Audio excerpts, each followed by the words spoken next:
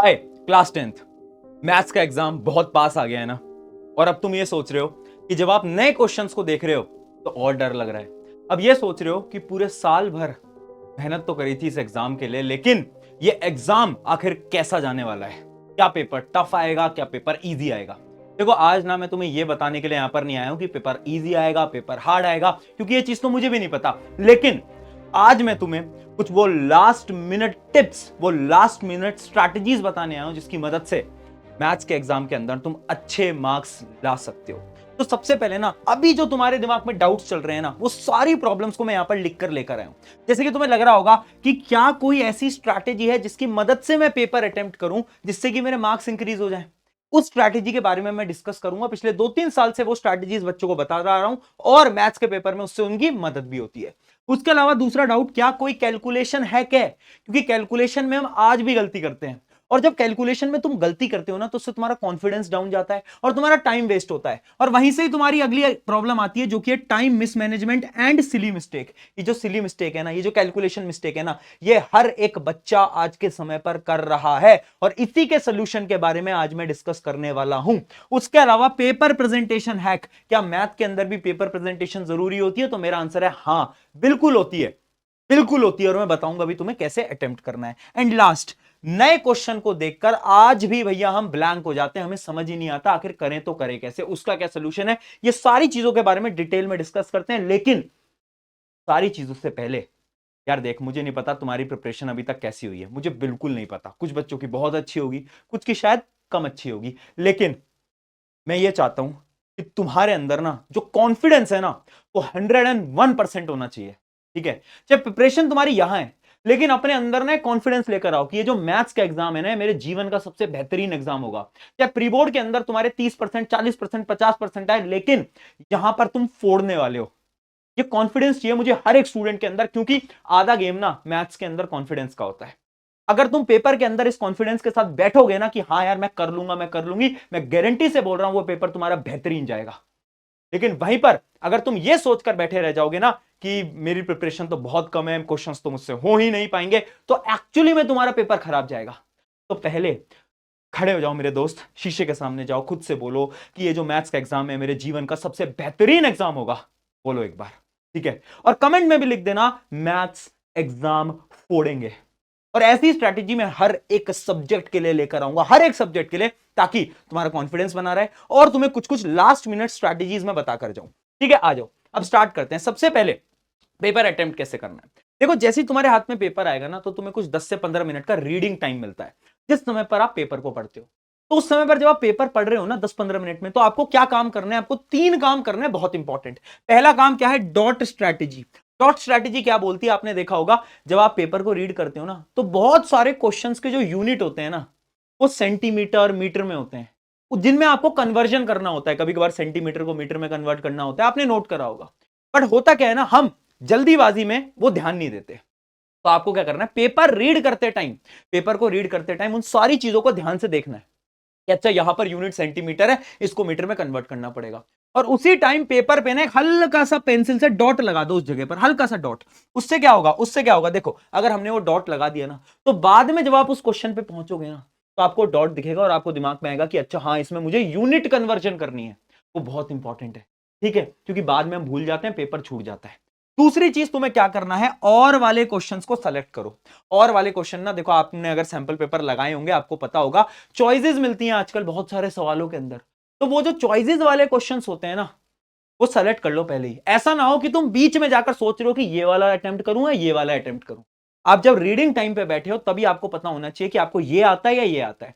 जो भी क्वेश्चन आपको अच्छी तरीके से आता है, आपको वही अटेम्प्ट करना है, और पहले ही दिमाग के अंदर कर लो कि हाँ यही मुझे अटेम्प्ट करना है। अगली चीज, तीसरी चीज, सेलेक्ट सेक्शन। देखो, सेक्शन सेलेक्ट करना बहुत इंपॉर्टेंट है। आपको यह पता होना चाहिए कि आप स्टार्ट किस सेक्शन से कर रहे हो। बहुत सारे बच्चे हैं जो कि लास्ट सेक्शन से स्टार्ट करते हैं, डी वाले सेक्शन से स्टार्ट करते हैं, राइट? फिर सी पर आते हैं, फिर ए पे आते हैं। बहुत सारे बच्चे हैं जो कि ए से स्टार्ट करते हैं, एमसीक्यू से स्टार्ट करते हैं। पर भैया हम कैसे सेलेक्ट करें? देखो, अभी तक तुमने सैंपल पेपर कैसे अटेम्प्ट करें, पहले वो सोचो। क्या तुमने एबीसीडी ऐसे करें, या फिर तुमने उल्टा करा है स्टार्ट? जैसे भी तुमने सैंपल पेपर लगाया, आपको वैसे अटेम्प्ट करना है। अब नया कुछ करना मत जाना, है ना? कि तुम्हें कोई यूट्यूब पे आके बोल दे कि नहीं नहीं, तुम्हें तो ना वो ई सेक्शन से स्टार्ट करना है और फिर उल्टा आना है। जो तुमने सैंपल पेपर में अटेम्प्ट करा है ना, तुम्हें वो करना है। और बाई चांस अगर तुमने सैंपल पेपर अभी तक लगाया नहीं है, तुम्हें पता ही नहीं है कि कैसे अटेम्प्ट करना है, मैं तुम्हें बताता हूं। पेपर रीड करना, जो सेक्शन तुम्हें सबसे इजी लगे ना, मान लो मेरे टाइम की मैं बात बताता हूं, मुझे सेक्शन सी जो था वो बहुत इजी लगा था, देखते ही मुझे पता चल रहा था इसके 5-7 सवाल मुझे आते हैं। तो मैंने सबसे पहले वो सेक्शन उठाया जो कि मुझे आता था। पता है क्यों? मैंने अभी थोड़ी देर पहले बताया, मैथ्स के अंदर सबसे इंपॉर्टेंट क्या है? कॉन्फिडेंस। अगर मैथ्स के पेपर के शुरू के 5 सवाल के अंदर आपका कॉन्फिडेंस अगर डाउन हो जाता है ना, तो पूरा पेपर खराब जाएगा। पिछले साल यही हुआ था बच्चों के साथ। एमसीक्यू से स्टार्ट करा, एमसीक्यू टफ आ गए, एमसीक्यू टफ आ गए, तो भाई कॉन्फिडेंस गया, पूरा पेपर खराब हो गया। इसलिए ट्राई करना उस सेक्शन को पकड़ो जो कि तुम्हें पूरा आता है, तुम्हें लग रहा है कि हाँ यार ये तो मेरा स्ट्रांग है, इसमें तो वो 5-7 सवाल हैं जो कि मुझे आते हैं, ये मैंने करे हुए हैं। उन क्वेश्चंस को उठाओ और फटाफट से उस सेक्शन से स्टार्ट करो। ये बहुत इंपॉर्टेंट स्ट्रैटेजी है, क्योंकि अगर गलत सेक्शन उठाया, कॉन्फिडेंस डाउन जाएगा ही जाएगा। ठीक है, अब हमें पता चल गया हमें कौन से सेक्शन से सेलेक्ट करना है। चलिए आगे बढ़ते हैं। अब अगला पॉइंट आता है, क्या कोई कैलकुलेशन है क्या? भैया हमने कैलकुलेशन में बहुत गलती कर रहे हैं। देखो दो चीजें हैं। पहली चीज तो एक बहुत सिंपल स्ट्रैटेजी है, यहां पर लिखा भी हुआ है स्टे काम। मेरे भाइयों, मेरी बहनों, मेरे प्यारे प्यारे स्टूडेंट्स, मुझे पता है कैलकुलेशन की गलतियां होती हैं। एग्जाम से पहले ना थोड़ी देर ना शांत दिमाग से मेडिटेशन करके जाना। बस 2 मिनट के लिए, 2 मिनट के लिए आंखों को बंद करना और थोड़ा सा ध्यान लगाना। जितना तुम शांत रहोगे, जितना तुम कम हाइपर रहोगे, उतनी अच्छी कैलकुलेशन होगी, ट्रस्ट मी, है ना। हाँ, स्कूल में मिलेंगे दोस्त, बोलेंगे अरे तूने ये वाला क्वेश्चन करा, अरे तूने वो वाला सवाल लगाया। एग्जाम में घुसने के बाद, एग्जाम हॉल के बाहर भी हो ना तुम खड़े हुए, तो तुम्हें कोई डिस्कशन नहीं करना है। दोस्तों से बोलो कि हाँ कौन सी मूवी देखी है, कौन सी पिक्चर देखी है, हाँ। पढ़ाई की बात तो करनी नहीं है। ऐसा ना हो जाए कि कोई तुम्हें आकर ये बोल दे कि यार ये वाला क्वेश्चन तो बहुत इंपॉर्टेंट है, तूने तो सॉल्व ही नहीं करा। ये मत करना। क्यों? क्योंकि इससे क्या होगा, तुम थोड़े स्ट्रेस में आओगे, कैलकुलेशन में गलती कर दोगे। मैथ्स में थोड़ा सा शांत हमें रहना पड़ेगा। दूसरी चीज, रफ वर्क स्ट्रैटेजी। देखो तुम्हें क्या करना है ना, जो लास्ट पेज होता है ना आंसर शीट का, उसमें हेडिंग डालना रफ। मैं आपको एक बार करके भी दिखा देता हूं। जैसे लास्ट पेज है, इसको मैंने क्या करा, इसमें मैंने हेडिंग डाल दिया रफ। अब इसमें ना मैं रफ वर्क कर रहा हूं। मान लो मैं क्वेश्चन नंबर 5 का रफ वर्क कर रहा हूं, तो तुम्हें क्या करना है ना, छोटा सा ना क्वेश्चन का नंबर भी लिख देना है। जैसे मैंने यहां पर लिख दिया है छोटा सा Q5, और अब मैं इसका ऐसे रफ वर्क कर रहा हूं, और उसको मैंने ऐसे डब्बे में बंद कर दिया। ऐसे क्वेश्चन नंबर 6 का रफ वर्क मैं यहां कर रहा हूं, इसको मैंने डब्बे में बंद कर दिया। अब भैया ये क्वेश्चन लिखना क्यों जरूरी है? क्योंकि बाई चांस अगर तुम्हें ऐसा लग रहा है ना यार, तुम्हें ना लास्ट में जाकर आंसर्स को चेक करना है, तो तुम वापस से तो कैलकुलेट करोगे नहीं, तुम वापस से तो स्टेप बाय स्टेप चेक करोगे नहीं, उतना टाइम नहीं मिलता मैथ के पेपर के अंदर। तो तुम्हें क्या करना है, लास्ट पन्ने पे जाना है जहां तुम रफ कर रहे हो, तुम देखोगे अच्छा क्वेश्चन नंबर 5 यहां पर है, क्या मैंने कैलकुलेशन सही करी है? हाँ करी है, ठीक है मेरा आंसर सही है। समझे बात को? बच्चे क्या करते हैं, रैंडमली करते जाते हैं, लास्ट में चेक ही नहीं कर पाते हैं। और अगर चेक नहीं कर पाते, बाई चांस कोई कैलकुलेशन में मिस्टेक होगी, तो वहां पे नंबर कट जाते हैं। इसलिए ये जो रफ वर्क स्ट्रैटेजी है ना, ये बहुत काम आएगी। लास्ट पेज पे आप कुछ भी करो, टीचर को कोई प्रॉब्लम नहीं होती, बस हेडिंग ऊपर डाल देना बड़ा बड़ा रफ, और वहां पर आप रफ करते रहो, कोई इशू नहीं आने वाला, गारंटेड है। सब करते हैं, मैंने भी करा था लास्ट ईयर, आपके सीनियर ने भी करा था, कोई इशू नहीं आएगा। ठीक है जी, इतनी चीज समझ में आ गई, कैलकुलेशन मिस्टेक का हैक भी मिल गया। अगली प्रॉब्लम, टाइम मैनेजमेंट। भैया टाइम नहीं हो रहा है मैनेज। मैं आज बता रहा हूं, बहुत सारे बच्चों का पेपर छूटने वाला है। हर साल छूटता है, कोई नई चीज नहीं है। क्यों? दो रीजन है। पहला रीजन, प्रैक्टिस क्वेश्चंस। देखो अगर आपने क्वेश्चंस की प्रैक्टिस कम करी है ना, और अगर आपको आपके पेपर के अंदर सारे सवाल नए दिख रहे हैं, न्यू टाइप ऑफ क्वेश्चन दिख रहे हैं, तो हाँ आपका पेपर छूटेगा। क्योंकि नए टाइप के क्वेश्चन में आपको दिमाग लगाना पड़ेगा, सोचना पड़ेगा, फिर आप अटेम्प्ट करोगे, तो उसमें टाइम लगता है, पेपर छूटता है। लेकिन अगर आपने डिफरेंट टाइप के क्वेश्चंस बहुत सारे करे हैं ना, तो आपका पेपर नहीं छूटेगा 101%। अब भैया हमने तो अभी तक डिफरेंट टाइप के क्वेश्चन नहीं करे, आई होप कर लिए होंगे। नहीं करे हैं तो एक मैंने आपके लिए पीडीएफ पहले भी आपको दी थी, मैथ्स की एक पूरी पीडीएफ बना रखी है, जिसमें डिफरेंट डिफरेंट टाइप के क्वेश्चंस का सेट मैंने आपको दे रखा है चैप्टर वाइज। उसकी लिंक डिस्क्रिप्शन में, उसके जितने भी टाइप ऑफ क्वेश्चन है एटलीस्ट वो तो एक बार देख लेना। उसके अलावा तुम्हें और भी क्वेश्चन प्रैक्टिस करने पड़ेंगे, बट टाइम कम है, तो एटलीस्ट ये जो मैंने ऐसी शीट बना रखी है, इसमें मैंने टाइप ऑफ क्वेश्चन दे रखे हैं हर चैप्टर के। वो टाइप ऑफ क्वेश्चंस क्या आपको आते हैं, क्या आपने प्रैक्टिस करें? अगर करें तो वेल एंड गुड है, बहुत बढ़िया बात है। ठीक है, पहली चीज तो ये हो गई टाइम मैनेजमेंट के लिए। दूसरी चीज क्या है टाइम मैनेजमेंट के लिए, कि अगर भैया पेपर हार्ड आया, पेपर लेंदी आया और टाइम मैनेज नहीं हो पाया, तो क्या होगा? एक दोस्त, एक टिप बताऊं, एक स्ट्रैटेजी बताऊं।